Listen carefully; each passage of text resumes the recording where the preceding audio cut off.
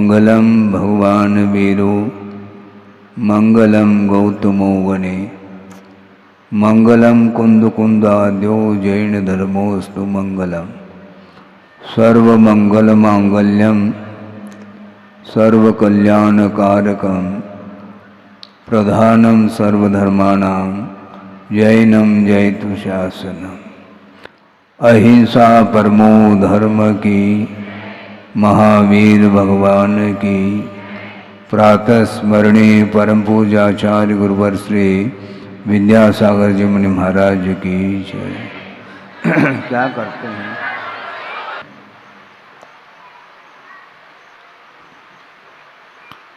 किसी भी कार्य को संपादित करने के लिए साधनों की बड़ी आवश्यकता होती है। चाहे वह कार्य लौकिक हो अथवा परमार्थ संबंधी हो, उस कार्य को संपादित करने के लिए साधन की अपेक्षिता है और वह साधन एक साधक कारण के रूप में और एक बाधक कारण के रूप में। बाधक कारण की अनुपस्थिति, साधक कारण की उपस्थिति, फिर बाद में कार्य की निष्पत्ति होती है। एक उदाहरण के तौर पर ये समझ सकते हैं कि घट का निर्माण करना है और वह घड़ा जो बनता है वो काय से बनता है? मिट्टी से बन रहा है। और उसका निर्माता कौन होता है? कुंभकार होता है। और कुंभकार के श्रम से ही उस घट का निर्माण होता है, किंतु वह कुंभकार एक बहिरंग निमित्त के रूप में उपस्थित है। और भी बहुत सारे कारण होते हैं उस घट के निर्माण में, जो कि आप जानते हैं। एक कुंभकार का चक्र है जिस पर उस मिट्टी के पिंड को रखा जाता है और वह चक्र का आधार कौन है? नीचे जो कील है, उस कील के आश्रित ही वह चक्र घूमता रहता है और घुमाने के लिए क्या एक डंडे की भी आवश्यकता पड़ती है और उसके माध्यम से ही वह कुंभकार उस चाक को घुमाता है। ये तो एकमात्र निमित्त हो गए।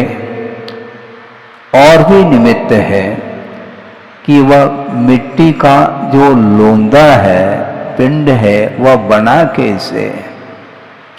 उसमें पानी डाला गया है अनुपात से, फिर उसको रोंद करके उस मिट्टी को तैयार किया गया है। और इसके पूर्व में और क्या क्या किया जाता है, वह सारा दृश्य आपको देखने को मिल सकता है।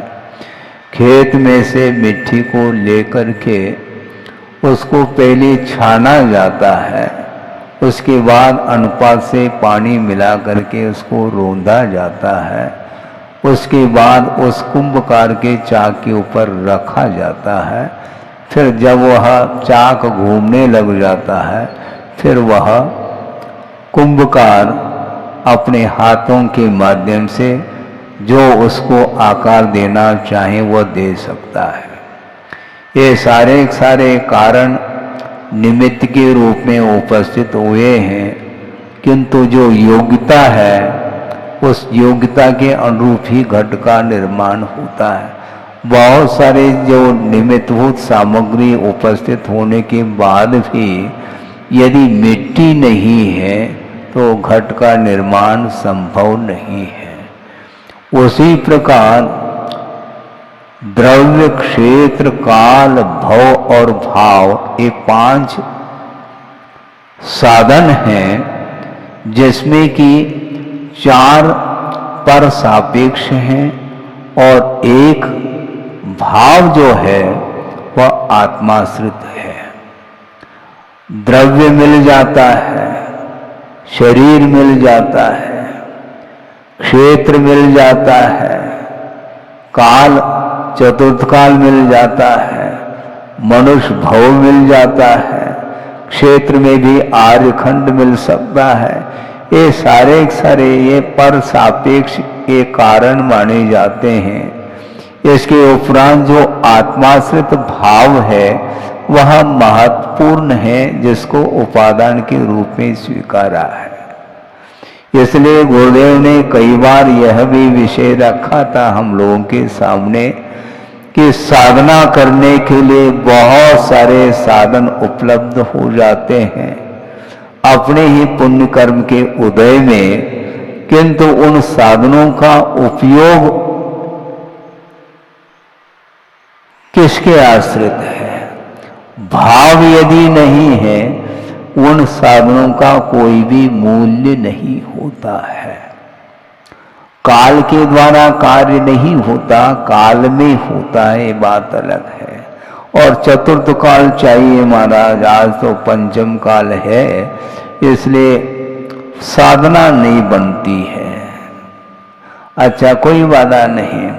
अतीत में कब से ये जीव आ रहा है, कब से इसका परिभ्रमण हो रहा है, उसकी कोई आदि है, इसको कोई शुरुआत है?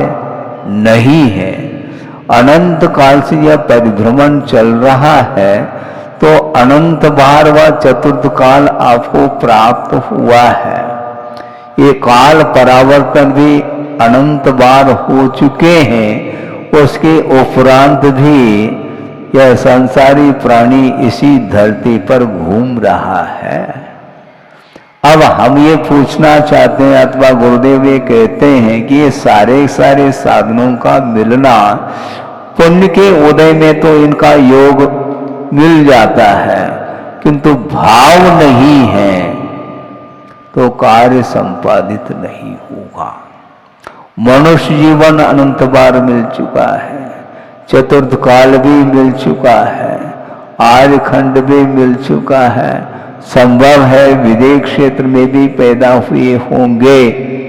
सुनो, विदेह क्षेत्र में भी पैदा हुए होंगे। उसके बाद ऐसा क्यों है? बड़ी विचित्र दशा है संसारी प्राणी की। जिस तिथि के दिन किसी को केवल ज्ञान हो रहा है, जिस तिथि के दिन किसी को निर्वाण का लाभ हो रहा है, जिस तिथि के दिन तीर्थंकर का जन्म हो रहा है, जिस तिथि के दिन केवल ज्ञान उत्पन्न हो रहा है, उसी तिथि के दिन किसी को नरक आयु का भी बंद हो रहा है। सोचो, विचार करो। अब वह काल क्या करेगा? काल क्या करेंगे मुझे बताऊं? काल के द्वारा होता नहीं, काल लब्धि नहीं, वो नहीं, ये नहीं, सारी चर्चाएं होती हैं। कार्य को उत्पन्न करने में वस्तुतः काल अपेक्षित है क्या नहीं, यह विषय रह जाता है। काल अपेक्षित है क्योंकि एक समय में कोई भी कार्य संपादित नहीं होता है। इस अपेक्षा से उसका भी आलम्बन हो जाता है, किंतु काल के द्वारा ही सब कुछ हो रहा है ऐसा नहीं है। काल तो सर्वत्र है, लोकाकाश में होना चाहिए। सोचो, विचार करो। क्षेत्र, कभी आपने विचार किया?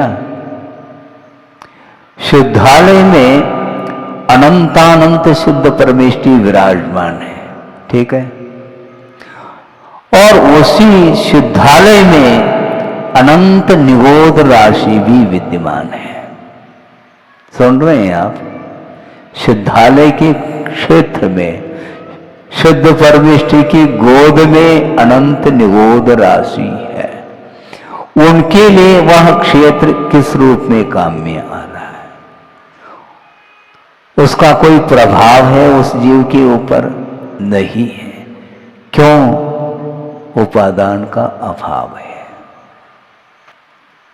समय शेखर जी आप चले जाते हैं, आपके लिए तो भावों के पवित्रता में वह कारण पड़ सकता है, किंतु उसी पर्वत पर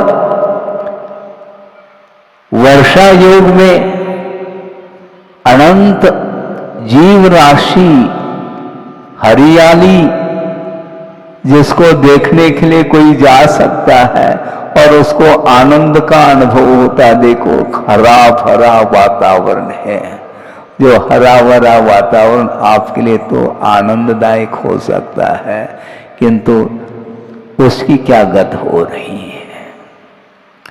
एक श्वास में 18 बार जन्म मरण कर रहा है, अनंत दुख का संवेदन उसे हो रहा है, और उस दृश्य को देख करके हम आनंद का अनुभव करते हैं, यह अज्ञान माना जाता है। सोचो, विचार करो।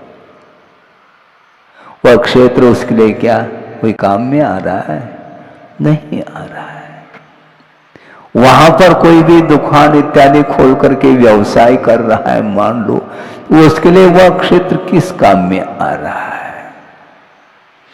जो अहिंसा से दूर है, जन धर्म का स्वरूप क्या है किसी को ज्ञात नहीं, और इस प्रकार के अच्छे क्षेत्रों पर भी उनका जीवन व्यतीत होता है।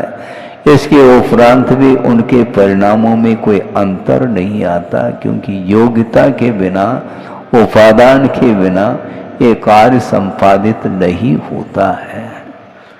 सोचो, विचार करो। वह निगोद राशि सर्वत्र, सब लोगों कहा, पूरे लोक में वह निगोद राशि व्याप्त है, सूक्ष्म निगोदियों की अपेक्षा से कहा।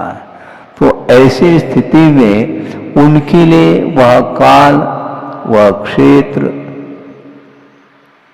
क्या प्रभावकारी सिद्ध हो रहा है? नहीं होता है। और इस प्रकार के चतुर्थ काल और क्षेत्र, उपयुक्त क्षेत्र को भी प्राप्त कर लिया है। यहां तक कि मोक्ष को प्राप्त करने के लिए दीर्घ सवनन की आवश्यकता पड़ती है, ऐसा आगम का उल्लेख है। वह प्रथम सवनन जिसको बोलते हैं वज्र वृषभ नाराज सवनन प्राप्त हो जाता है, और कितने बार प्राप्त हुआ होगा कोई हिसाब है? बेहिसाब, अनंत बार भी संभव है, इसमें कोई दो राय नहीं। इसके उपरांत में जिस सवनन के माध्यम से मुक्ति का हमें लाभ होता है, इसके उपरांत भी उसका कोई उपयोग नहीं हुआ, बल्कि उस सवनन के माध्यम से अनंत बार वह नरक को चला गया है। नरक आयु का बंद कर ले, और वह सवनन किस काम का है? किसी काम का नहीं। इसलिए आज चतुर्थ काल नहीं है, दीर्घ सवनन नहीं है, और तीर्थंकरों का सानिध्य नहीं है, आदि आदि बहुत सारे विकल्प मन में आ सकते हैं। किंतु आचार्य कहते हैं साधना करने के लिए बहुत सारे साधन अतीत में भी उपलब्ध हुए हैं, किंतु उसका सदुपयोग अभी तक इस संसारी प्राणी ने नहीं किया है। बल्कि एक और आपके सामने विषय रखना चाहता हूं कि स्वर्गों में अकृत्रिम चैतालय हैं, वो तुंग हैं, और उस जिनालय के भीतर चैत्य अर्थात जिनेन्द्र भगवान का जो बिंब है अकृत्रिम है। 500 धनुष की वो प्रतिमाएं किसी के द्वारा निर्मित नहीं हैं, और रत्नमयी प्रतिमाएं हैं। सोचो विचार करो। और उसके भी दर्शन किए क्या नहीं किए हैं? फिर करके किया क्या है? कुछ नहीं किया। इसलिए मैं इस विषय को रख रहा हूं, बार बार यह विषय चिंतन करने में आता है। इस प्रकार मोक्ष मार्ग की सामग्री पर्याप्त मात्रा में मिलने के उपरांत भी उसका सदुपयोग नहीं हो पाया, क्योंकि परिणामों में पवित्रता यदि नहीं है तो साधनों का मिलना और नहीं मिलना एक समान होता है। सोचो विचारो, रत्नमयी प्रतिमाएं और अनंत बार दर्शन भी किए हैं, किंतु किए हैं वो सही, क्योंकि अनादि मिथ्या दृष्टि है। उसकी क्या दशा है हमें बता दो आप। जिसने अभी तक एक बार भी सम्यक को उपलब्ध नहीं किया, ऐसे अनादि काल से परिभ्रमण करने वाले मिथ्या दृष्टि जीव इस संसार में हैं और उनके द्वारा अनंत बार दर्शन हुआ है रत्नमयी प्रतिमाओं का, जिन बिंबों का दर्शन। इसके उपरांत भी यस्मात् क्रिया प्रतिफलन्ति न भाव शून्या, भाव शून्य जो क्रियाएं होती हैं वह कभी भी फल को देने वाली नहीं होती, ऐसा कहा है। इससे स्पष्ट है द्रव्य क्षेत्र काल भव आदि का मिलना एक तरफ है और भाव यदि नहीं है तो उनका कोई भी मूल्य नहीं होता है। इसलिए मिट्टी के अभाव में जिस प्रकार अन्य साधन सामग्रियों के उपस्थित होने के उपरांत भी घट का निर्माण संभव नहीं है, उसी प्रकार आत्माश्रित जो भाव है उन भावों में जब तक उज्ज्वलता निर्मलता नहीं आती है तब तक ये सारे साधन किसी काम के नहीं है, ऐसा कहने में कोई भी बाधा नहीं। क्योंकि जो साधक कारण है उसकी उपस्थिति होने के उपरांत भी बाधक कारण का अभाव करना अनिवार्य सिद्ध होता है। बाधक कारण कौन है?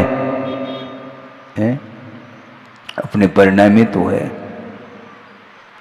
अपने परिणाम यदि विपरीतता को लेकर के हैं तो उन परिणामों के माध्यम से कभी भी कार्य संपादित नहीं हो सकता है। मोक्ष प्राप्त करने के लिए आलम्बन लेने योग्य बहुत सारे साधन हैं, इसके उपरांत भी उनका महत्व अभी तक समझ में नहीं आया है। सोचो विचार करो, ऐसा कुछ सोचना चाहिए। इस प्रकार गुरुदेव का बार बार संबोधन रहता है। निमित्त मिलने के उपरांत भी पृथक पृथक है तो भी कार्य नहीं होगा, उसकी संयोजना की बड़ी आवश्यकता है। बिना संयोजना के संभव नहीं। कुंभकार का चाक एक तरफ है, डंडा एक तरफ है, कील एक तरफ है और मिट्टी एक तरफ है, जल ला करके रख दिया वो भी एक तरफ है और सामने कुमार खड़ा है वो भी एक तरफ है। तो क्या घट का निर्माण हो सकता है? क्या नहीं हो सकता। उसकी यथोचित संयोजना की आवश्यकता पड़ती है। उसी प्रकार द्रव्य क्षेत्र काल आदि के उपलब्ध होने के उपरांत भी उनकी संयोजना के माध्यम से भाव तक अपनी यात्रा होनी चाहिए। और जब तक भावों में निर्मलता नहीं है तब तक वह मोक्ष की यात्रा नहीं मानी जाती है, क्योंकि यात्रा और परिभ्रमण में बड़ा अंतर देखने को मिलता है।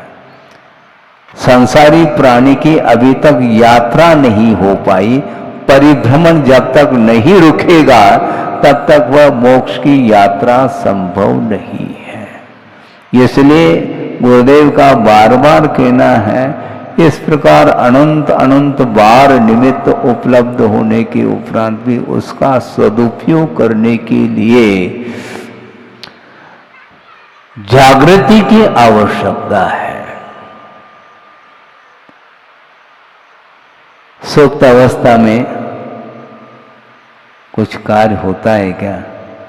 कोई शयन कर रहा है, स्वप्न में बहुत सारे दृश्य देखने को मिल सकते हैं, किंतु उसका प्रतिफल कुछ भी देखने को नहीं मिलता। स्वप्न, नींद खुल गई तो स्वप्न समाप्त, कुछ भी दृश्य देखने को नहीं आता। तो उसी प्रकार की दशा है कि वस्तुतः जागृत अवस्था में रह करके इस संसारी प्राणी ने सोचने का, समझने का पुरुषार्थ ही नहीं किया है। बिना पुरुषार्थ के कोई भी कार्य नहीं होता है। जैसे समझने के लिए आप लोग सभा में आ गए, वहां से बाहर से पुरुषार्थ के द्वारा यहाँ पर आकर के बैठ गए, क्या अपने आप हो गया ये कार्य है? पुरुषार्थ किया है ना। और मैं जो ये बोल रहा हूं ये बिना पुरुषार्थ के अपने आप, एक एक कार्य बिना पुरुषार्थ के संभव ही नहीं है। ये बहुत अच्छा प्रसंग सुनाया था गुरुदेव ने। ये बेटा है, बहुत वह लाडला है, इकलौता है, इस अपेक्षा से बहुत लाड प्यार मिल रहा है, उसका बहुत तीव्र पुण्य का उदय है, ऐसा मान के चलते हैं। और भोजन के लिए बुलाया गया है, भोजन करने के लिए बैठा है और थाली सामने रख दी और मन के अनुरूप उसमें भोजन सामग्री परोस दी गई है। इसके बाद भी वह भोजन नहीं करता है, मान लो, तो माँ सोचती है कि बहुत ही है। यहां तक वह पुरुषार्थ कर सकती है माँ, उस ग्रास को तोड़ करके उसके मुख में भी दे सकती है, किंतु माँ चर्वण नहीं कर सकती। ये ध्यान रखो, उसी को करना पड़ेगा। है अंत तो गत्वा उसको चर्वण तो करना ही पड़ेगा। इसी को बोलते हैं पुरुषार्थ। पुण्य कहाँ तक साथ दे सकता है आपका? ये सब सामग्री उपस्थित हो सकती है, उसके बाद करने योग्य कार्य करने के लिए आपको स्वयं को ही पुरुषार्थ करना होगा। उसी प्रकार मोक्ष मार्ग में भी सारी सामग्री जो उपस्थित हो रही है वह भी अतीत का ही एकमात्र पुरुषार्थ है। आप लोगों को जो मनुष्य पर्याय मिली है, इसमें पुरुषार्थ आपने किया है विगत जीवन में। आपका इतिहास बता रहा है, उसके बिना ये मनुष्य पर्याय मिल नहीं सकती। और इस मनुष्य पर्याय का जो सदुपयोग करेगा तो पुनः उसको मनुष्य पर्याय और मिल सकती है।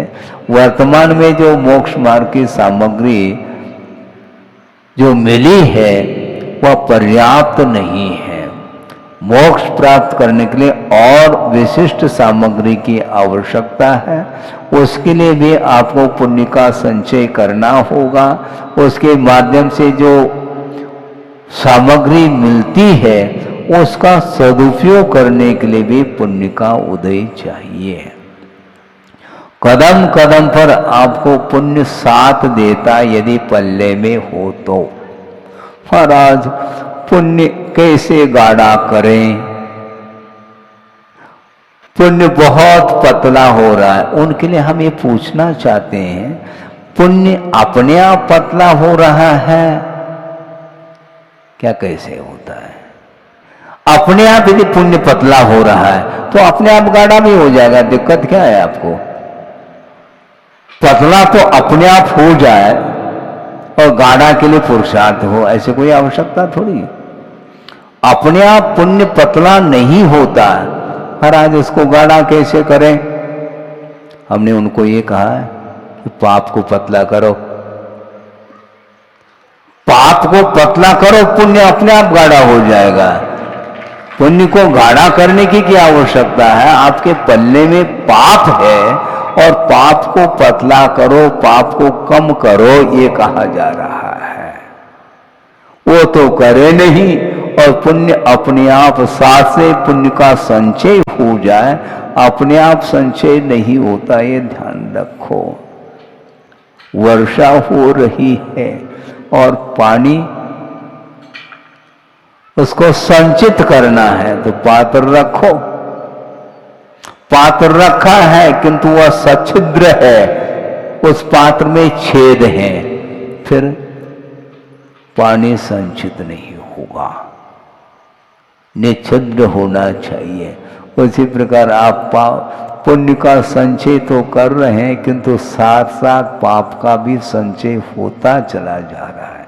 चालनी जाते हैं, जानते हैं आप, चालनी जिसमें आटा वगैरह छाना जाता है, उसमें छिद्र हैं, बहुत सारे छिद्र हैं जिसमें आटे को छाना जा रहा है और छन करके आटा नीचे पहुंच जाता है और ऊपर चौकर रह जाता है। और उस चालनी में यदि पानी डालोगे तो पानी रहेगा क्या उसमें? क्योंकि छिद्र ही छिद्र है। वो उसी प्रकार पुण्य संचित करने के लिए उचित साधन सामग्री को अपनाने की आवश्यकता है। बल्कि पुण्य संचित जो होता है, पुण्यान बंदी पुण्य, वह बिना इच्छा के होता है। यह भी आगम में विषय आता है कि जिस समय संयम को अंगीकार कर लेता है उसी समय से एकांत रूप से पुण्य का ही संचय निरंतर होता रहता है। यह संयम का प्रभाव है। असंयम की भूमिका में भी पुण्य संचित हो सकता है, सम्यक दर्शन के अभाव में भी पुण्य का संचय हो सकता है। क्योंकि पुण्य के संचय के लिए सामान्य रूप से कषाय की जब मंदता होती है, जब हम कषाय को मंद कर देते हैं, उसके माध्यम से ही वह पुण्य संचित होता चला जाता है। किंतु वह पुण्यान बंदी जो पुण्य है, जो मोक्ष मार्ग की सामग्री को दिलाने वाला जो पुण्य है, वह अपने आप में अलग क्वालिटी का पुण्य माना जाता है। उस समय वह फल की इच्छा नहीं रखता। मोक्ष मार्ग में पुण्य बाधक नहीं है, किंतु जो पुण्य का फल है वही बाधक सिद्ध होता है। पुण्य कर लेता है, फल सामने आता है तो फिर मुंह में पानी आ जाता है, तो वो फल को चखना प्रारंभ करता है। तो जो ही वह फल को चखना प्रारंभ करता है, फिर वह सारा सारा पुण्य समाप्त हो जाता है। क्योंकि पुण्य का जो फल है उसका उपभोग बिना राग के संभव नहीं है। पुण्य का जो फल मिलता है उसका उपभोग यदि करता है संसारी प्राणी, तो निरंतर वह राग के कारण ही पुण्य का फल भोगता है और उसके माध्यम से पुनः पाप का संचय करता चला जाता है। तो पाप गाढ़ा होता है, पुण्य पतला होकर के वह समाप्त ही हो जाता है। आप मेले में पहुंचे हैं, आपको आनंद आता है क्या? नहीं आता है? सोच विचार करके बोलना, मैं पूछ रहा हूं। जे मेरी गर्म है तो मेले का आनंद है, तो कोई आनंद थोड़ी। और पैसा हजम हो गया, मेला खत्म हो गया। आपके पास यदि धन है, पैसा है, तो उसके माध्यम से आप आनंद का अनुभव करते हैं। उसी प्रकार पुण्य यदि आपके पास संचित है और उसका सदुपयोग करते हैं तो उसके माध्यम से आनंद ही आनंद प्राप्त हो सकता है। आनंद लेना चाहो तो सांसारिक सुख में जो आनंद आ रहा है उसको साइड में रखना पड़ेगा। महाराज ये नहीं हो सकता, बाकी सब हो सकता, बाकी बचा क्या फिर? जो विषय आपके पास है और उसको उपभोग करने का परिणाम न हो, बहुत कठिन होता है। संयम की बड़ी आवश्यकता है। आप रसोई घर में पहुंच जाओ और खाने का भाव न हो, ऐसा होता है क्या? हाँ होता है महाराज, हमें मालूम है कब होता है। जब पात्र को पड़गान करके ले जाते हैं उस समय दान का परिणाम होता है, उस समय ग्रहण का भाव नहीं होता। भोजन सामग्री है, आपके हाथ में है, उस समय आपके परिणाम बहुत पवित्र हैं और नवदा भक्ति पूर्वक जो पात्र आया है उसके लिए आप दान देते हैं। अनुग्रह के भाव आपके पास है, इसी को बोलते धर्म ध्यान। हाँ, आप दे रहे हैं उस समय धर्म ध्यान है और जिस समय ग्रहण कर रहे हैं उस समय आध्यान है, पक्की बात है। बहुत विचित्र है ये। पात्र आया है, वह आहार ग्रहण कर रहा है और आहार संज्ञा अर्थात आहार की इच्छा है, उस समय आध्यान का अवसर आ रहा है उसके लिए, किंतु दाता दे रहा है इसलिए वह धर्म ध्यान कर रहा है। सोचो विचार करो महाराज, ये कैसा है? ऐसा ही ये सिद्धांत है। धर्म ध्यान करने के लिए वह पात्र जो है आहार को ग्रहण कर रहा है, किंतु जिस समय कर रहा है उस समय इच्छा यदि है और इच्छा के बिना ग्रहण होता भी नहीं है। इसलिए उस समय भले ही क्वालिटी भिन्न हो किंतु आर्ध ध्यान का अवसर तो आता है, क्योंकि छठे गुण स्थान तक आर्ध ध्यान की सीमा बताई गई है। ये बात अलग है, वह आगम के अनुरूप ही वह ग्रहण करके चला आता है। इसके उपरांत भी एक ग्रास में भूख मिटती है क्या? नहीं मिटती है। फिर पुनः इच्छा है, वो क्या है? वही तो आहार संज्ञा है, क्योंकि प्रतिकार करने का भाव है और ग्रहण करने का भी भाव उसके अंदर है। जब तक क्षुधा नहीं मिटती है तो क्षुधा के शमन के लिए वह आहार को ग्रहण कर रहा है, तो क्षुधा उसके लिए अनिष्ट है, तो अनिष्ट का प्रतिकार हो रहा है और इष्ट का ग्रहण हो रहा है। इस प्रकार इन संज्ञाओं के साथ वह ग्रहण करता, उस समय आर्ध ध्यान का अवसर आता है। किंतु एक दाता है और वह भक्ति भाव पूर्वक विनय पूर्वक वह दान दे रहा है, इसलिए उस समय वह धर्म ध्यान कर रहा होता है। तो इस प्रकार वस्तुतः पुण्य जो संचित होता है और उस संचित पुण्य का यदि राग पूर्वक यदि उसका उपभोग करते हैं तो निश्चित रूप से पाप का आश्रय होता है। इसलिए पाप बढ़ता चला जाता है, पाप गाढ़ा होता चला जाता है, तो उसी समय वह पुण्य भी पतला होना प्रारंभ होता है। संसारी प्राणी पुरुषार्थ करके पुण्य का संचय कर लेता है, किंतु उसका विषयों में उपयोग कर लेता है उस पुण्य का, इसलिए उसका पतन होता है। अप डाउन बार बार जो हो रहा है वह इसके कारण होता है। इसलिए आपका समय हो रहा है और ये तो काल चक्र तो चलता ही चलता है। कल भी प्रवचन हुए थे, आज भी अभी आध घंटा हो गया, ये तो होता ही रहता है। ये सारे जो निमित्त हैं इनका सदुपयोग हमें करना है। हम सुन तो लेते हैं और उस समय परिणामों में अंतर भी आता है, किंतु उसमें स्थायित्व नहीं रह पाता है। उसमें बहुत जल्दी वह डिलीट हो जाता है। स्लेट पर लिखते हैं और थोड़ा सा यूं कर ले बस डिलीट हो जाता है, पहुंचने की आवश्यकता नहीं। ऐसे स्लेट है कि नहीं? बिल्कुल। उसी प्रकार धार्मिक क्रियाएं करते हैं और कुछ क्षण के लिए करते हैं और परिसर के बाहर चले जाते हैं, तो स्लेट में जो लिखा हुआ है वह डिलीट हो जाता है। इसलिए बार बार पुरुषार्थ करने की आवश्यकता पड़ रही है।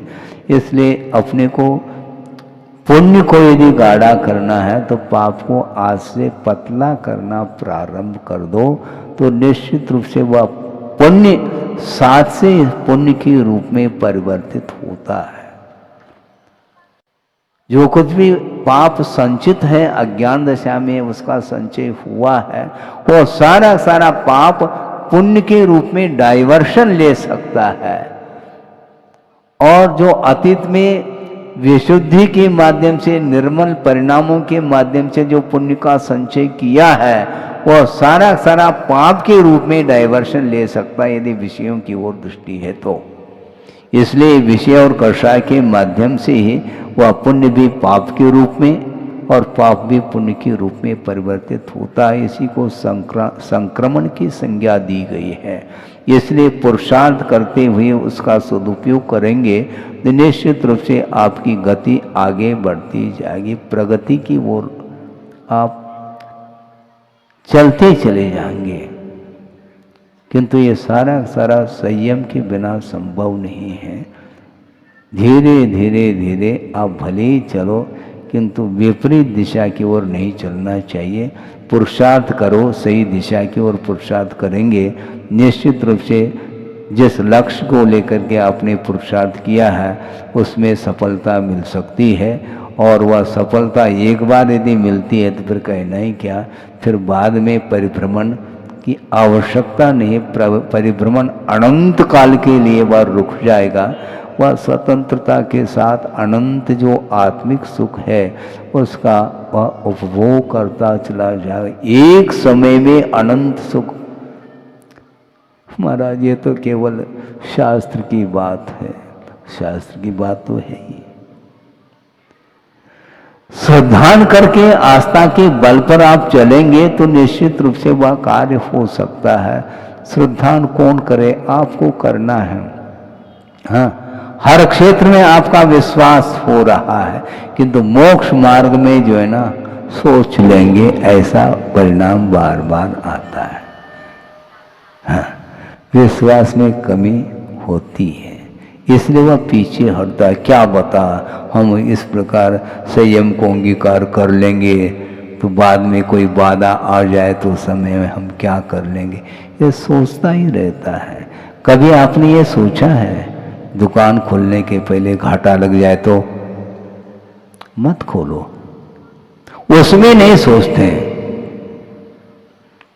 गाढ़ श्रद्धा है उसमें, जैसे क्षयिक सम्यक उत्पन्न हो गया हो। किसी के कहने में नहीं आएंगे। कोई कह दे इसमें घाटा लगने दो, हम देख लेंगे, किंतु वह लगन के साथ उस क्षेत्र में आगे बढ़ता चला जाता है। तो मोक्ष मार्ग में भी इसी प्रकार अटूट श्रद्धान होना चाहिए। सच्चे देव शास्त्र गुरु के प्रति आस्था का भाव जागृत करते हुए उसमें और विकास होता चला जाए तो निश्चित रूप से गंतव्य सामने आता है। और एक बार वह गंतव्य प्राप्त हो जाता है तो वह अनंत काल के लिए वह परिभ्रमण रुक जाएगा और वह शाश्वत सुख का अनुभव कर सकता है। करें इस पवित्र भावना के साथ। अहिंसा परमो धर्म की जय। बोधि समाधि परिणाम शुद्धि स्वात्मोपलब्धि शिव शोक सिद्धि। चिंतामणिम चिंतित वस्तुदाने त्वामंद मानस्य ममास्तु देवी। परम पूजा आचार्य गुरुवर श्री विद्यासागर जी महाराज की।